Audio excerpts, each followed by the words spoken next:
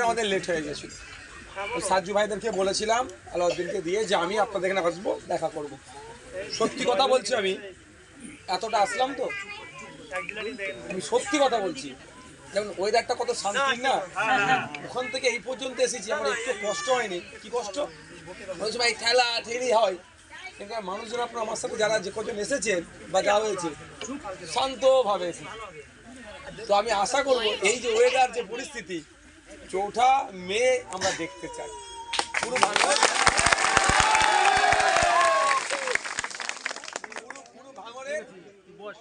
ভাঙড়ের মানুষেরা দেখতে চাই। এই যে শান্ত পরিবেশ আমরা আগামী যুগ যুগ ধরে রাখতে চাই। ভাঙড়ে মারামারি হানাহানি মুক্ত আমরা ভাঙড় পেতে চাই। আপনারা চান তো নাকি? আপনারা বলুন, ভাঙড়ের যারা ছেলেরা বিশেষ করে ভাঙড় নাম শুনলে এক সময় নাক ছিটকাতো, তাই না? আর এখন ভাঙড় নাম শুনলে পিঠ চাপড়াচ্ছে। কেন? যে ভাঙড়ের মানুষ এখন মারামারি হানাহানি নয়, কোনো সময় এরা করেনি, কিছু রাজনৈতিক কারবারিরা বদনাম করতো আমাদের, সেটাকে আমরা আবার উল্টাচ্ছি, চেঞ্জ করছি। এখন আমরা রক্তপাত নয়, আমরা রক্তদান করছি। পশ্চিমবাংলার যত রক্তদান হয় বিধানসভাতে সব থেকে বেশি হয় এক বছরে ভাঙড়ে, একটা রেকর্ড। দ্বিতীয় রেকর্ডটা হচ্ছে প্রথমবারে যখন 2720 জন রক্ত দিয়েছিল, সেই সময় 500 জন মা রক্ত দিয়েছিল। সবাই অবাক হয়ে গেছিল, সারা রাজ্যের মানুষ। 500 জন মহিলা রক্ত দিয়েছে।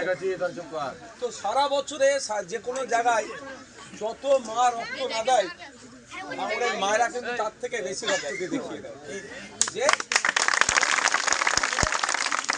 ভাঙড়ে মারামারি হিংসা খুনোখুনি নয়, আমরা রক্ত দিয়ে অন্যের জান বাঁচাবো। ভাঙড় সম্পর্কে আজকে রাজ্যের মানুষ কি তারা ভালো চিন্তা ভাবনা তৈরি করছে। অ্যাকচুয়াল ভাঙড় এটা।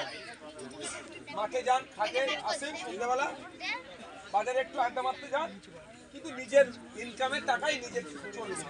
আমি মেরে নেবো, কেড়ে নেবো, এই ধান্দা আমাদের কিন্তু নাই। গুটি কয়েক রাজনৈতিক নেতাদের আছে, বাদ দেন, কিন্তু আমাদের সবার কারণ এইটা, মেহনত করবো, খাবো।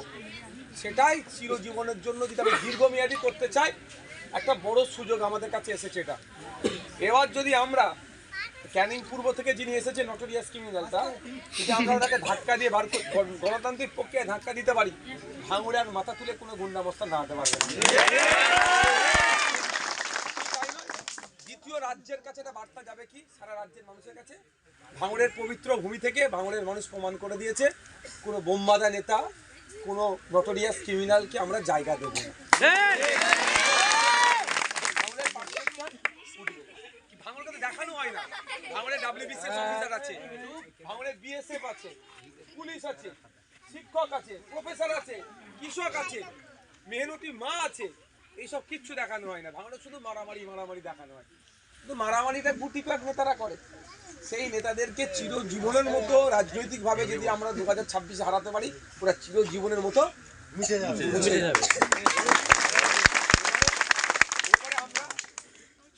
এবারে আমরা ওই অঙ্গীকারবদ্ধ হবো রাজ্যের মানুষের কাছে বার্তা দেওয়ার জন্য যে ভাঙড় মডেল কি হবে আপনাদের বলছিলাম।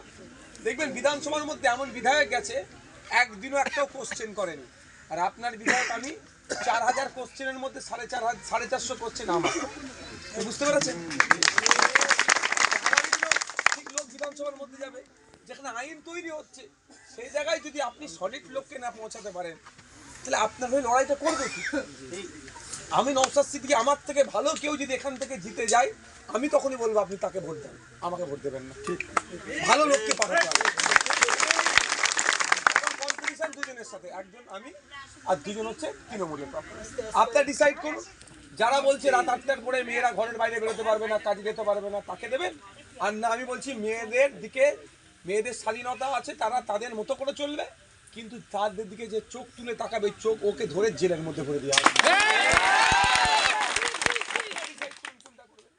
ওরা বলছে কি হসপিটালে গেলে ফ্রি ট্রিটমেন্ট হবে না, আর আমি বলছি কি জেলায় জেলায় পিজি হসপিটালের মধ্যে হসপিটাল তৈরি করতে। 1500 টাকা ভাতা দেব, আর আমরা বলছি 15 থেকে 22,000 টাকার কাজের ব্যবস্থা করবো। আমাকে ভোট দেওয়া দরকার দেবে।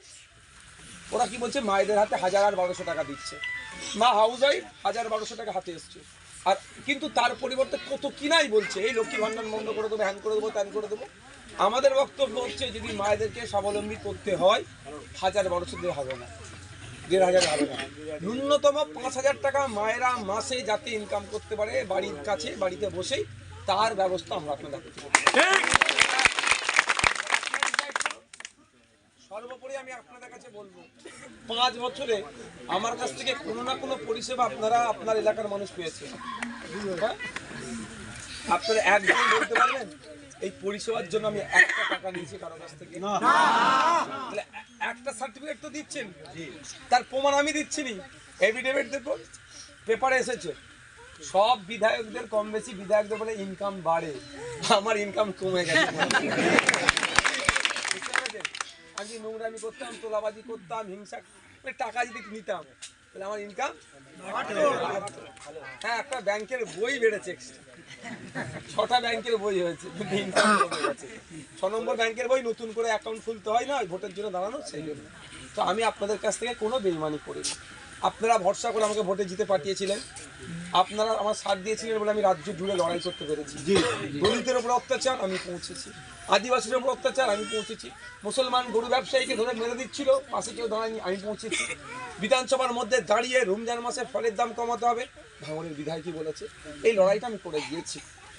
এবার বলুন আমি চাইলে ক্যাবিনেটের মিনিস্টার হতে পারতাম, আমি চাইলে পশ্চিমবাংলা সরকারের ক্যাবিনেটের মন্ত্রী হতে পারতাম, কিন্তু আপনাদের সাথে আমি বেইমানি করেছি? আমাকে একদিকে মন্ত্রিত্ব অফার দিচ্ছে, উল্টো দিকে টাকা দিচ্ছে, আবার তার সাথে সাথে মিথ্যা কেস দিয়ে ভয় দেখাচ্ছে। আমি কিন্তু না মিথ্যা কেসের ভয়ে ওদের কাছে আত্মসমর্পণ করেছি, না লোভের কাছে নিজেকে বিকিয়ে দিয়েছি, বরঞ্চ ভাঙড়ের মায়েরা ছেলে হিসাবে যে ভালোবাসা দেয়, তুমি আসলে ভাঙড়ের বাপেরা ছেলে হিসাবে যে ভালোবাসা দেয়, ভাঙড়ের সমবয়সী বন্ধু যারা আছে ভাইজান হিসাবে যে ভালোবাসা দেয়, আমার কাছে এই মিথ্যা কেস টাকা মিনিস্টারের থেকে বারবার আমি আপনাদের কাছে পরাজিত হই আর পরাজিত হই। এটা আপনারা জোর গলায় বলতে পারবেন যে আপনারা যে বিধায়ক 2021 থেকে 26 পর্যন্ত তৈরি করেছেন পশ্চিমবাংলায় দ্বিতীয় দেখাতে পারবে না কেউ। দ্বিতীয়বার যদি আপনারা আমাকে সুযোগ দেন আমিও আরো বেশি বেশি লড়াই করার সুযোগ পাবো ভাঙড়ের মানুষের মুখ হয়ে। আপনাদের উপর নির্ভর করছে, আমি রাতের অন্ধকারে 500 টাকার বিরিয়ানির প্যাকেট দিতে পারবো না, বলে দিলাম।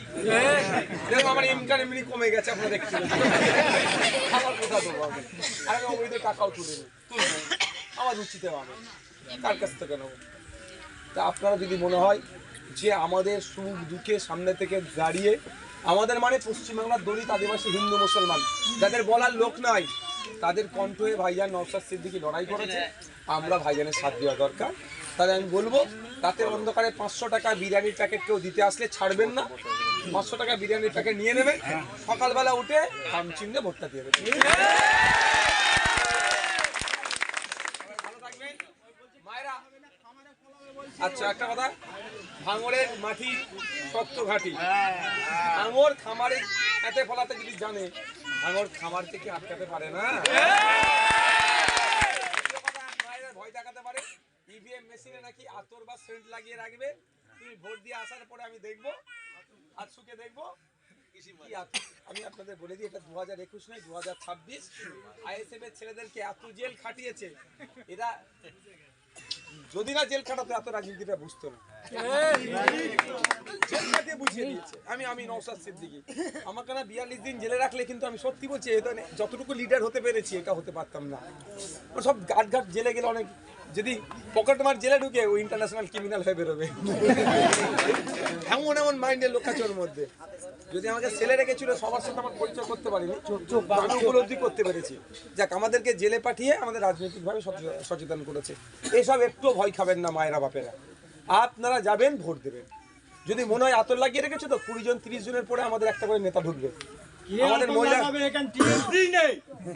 তারপরেও বলছি এটা ঠিক কথা বলেছি, আমি সবার টাকা বলছি না, শুনুন আমি কি বলি, 20-30 জন পরে পরে আমাদের নেতারা ঢুকবে, আমাদের অ্যাক্টিভ কর্মীরা ঢুকবে, বা আপনারা ঢুকবেন। আপনারা যে দেখতে পান আতর লাগিয়ে দিয়েছে পরে আমাদের লোকেরা ভোট দিতে ঢুকবে, একটা সুইচে দেখবেন একটা সুইচে আতর ছাড়া থাকবে না, সব সুইচে আতর করবে।